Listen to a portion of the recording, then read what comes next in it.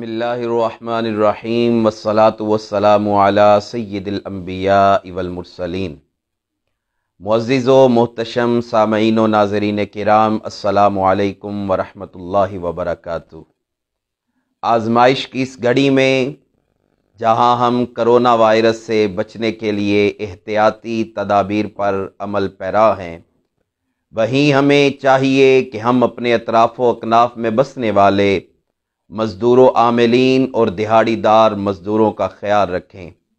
ہو سکتا ہے کہ دہاڑی نہ لگنے کی وجہ سے ان کی زندگی فاقوں میں بسر ہو رہی ہو، تو آئیے اپنے ان نادار بھائیوں کا خیال رکھیں۔ نبی رحمت صلی اللہ علیہ وآلہ وسلم کا ایک خوبصورت فرمان مقدسہ آپ کی سماعتوں کی نظر کرتا ہوں۔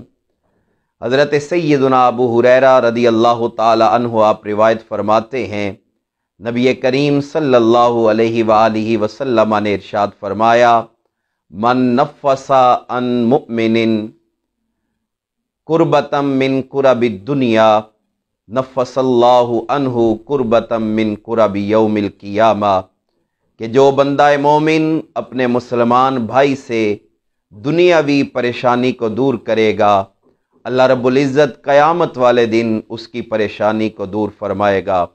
ومن یسر علی معسر یسر اللہ علیہ فی الدنیا والآخرہ، اور جو دنیا کے اندر اپنے مسلمان بھائی کے لیے آسانی پیدا کرے گا، اللہ رب العزت دین و دنیا میں اس کے لیے آسانیاں پیدا فرمائے گا۔